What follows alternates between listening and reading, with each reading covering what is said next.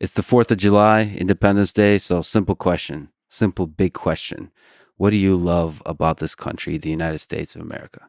I would say, well, there's so many things that I love about the country on the landscapes and the waterways and the people, et cetera. But on the kind of the higher level, people argue about whether we're an exemplary nation, and the that term has been given a bad name, particularly by the neocons, the actions of the neocons in recent decades, who have turned that phrase into kind of a justification for forcing people to adopt American systems or values at the barrel of a gun. But my father and uncle used it in a very different way, and they were very proud of it. I grew up very proud of this country because we were the exemplary nation in the sense that we were an example of democracy all over the world. When we first launched our democracy in 1780, we were the only democracy on earth. And by the Civil War, by 1865, there were six democracies. Today, there's probably 190. And all of them, in one way or another, are modeled on the American experience. And it's kind of extraordinary because sort of our first contact with our first serious and sustained contact with the European culture and continent was in 1608 when John Winthrop came over with his Puritans in the sloop Arbella, and Winthrop gave this famous speech where he said, "This is going to be a city on a hill. This is going to be an example for all the other nations in the world." And he warned his fellow Puritans.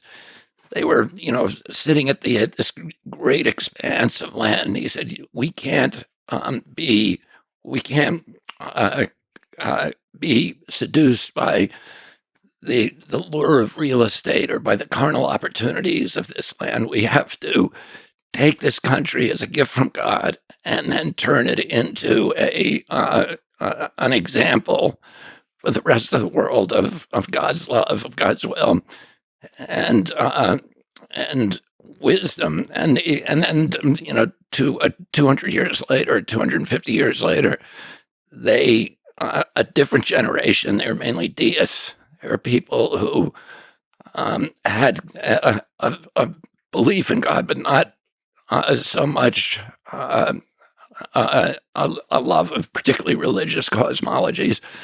The framers of the Constitution believed that we were creating something that would be replicated around the world, and that it was an example. In democracy, there would be this kind of wisdom from the collective, and the word wisdom means a knowledge of God's will, and that somehow God would speak through the collective in a way that he or she could not speak through totalitarian regimes. And I think that that's something that, even though Winthrop was a white man and a Protestant, that every immigrant group who came after them kind of adopted that belief. And I know my family, when my family came over, all of my grandparents came over in 1848 during the potato famine, and they saw this country as unique in history, as something that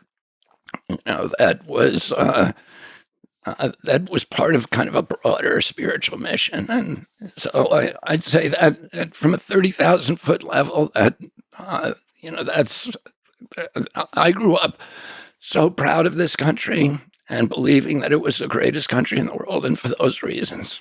Well, I immigrated to this country, and one of the things that really embodies America to me is the ideal of freedom. Hunter S. Thompson said, "Freedom is something that dies unless it's used." What does freedom mean to you?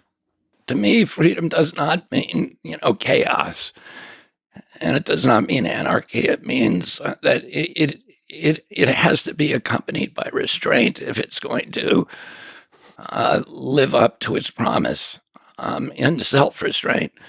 What it means is the capacity for human beings to exercise and to fulfill their creative energies unrestrained as much as possible by government. So this point that Hunter S. Thompson made is dies unless it's used. Yeah, Do you agree with that? yeah, I do agree with that, and that he was not unique in saying that. Thomas Jefferson said that the tree of liberty had to be watered with the blood of each generation, and what he meant by that is that it's you can't live off we can't live off the laurels of the American Revolution. That we had a generation where between 25,000 and 70,000 Americans died. They gave their lives, they gave their livelihoods, they gave their status, they gave their property, they put it all on the line to give us our Bill of Rights. But those Bill of Rights, the moment that we signed them, there were forces within our society that began trying to chip away at them. And that, happens in every generation, and it is the obligation of every generation to safeguard and protect those freedoms. The blood of each generation. You mentioned your interest, your admiration of Albert Camus, of Stoicism, perhaps your interest in existentialism. Camus said, I believe in Myth of Sisyphus, the only way to deal with an unfree world is to become so absolutely free that your very existence is an act of rebellion. What do you think he means by that? I suppose the way that Camus viewed the world and the way that the Stoics did, and a lot of the existentialists, was that it was so absurd, and that the problems and the tasks that we're given just to live a life are so insurmountable that the only way that we can kind of get back at the gods for giving us this,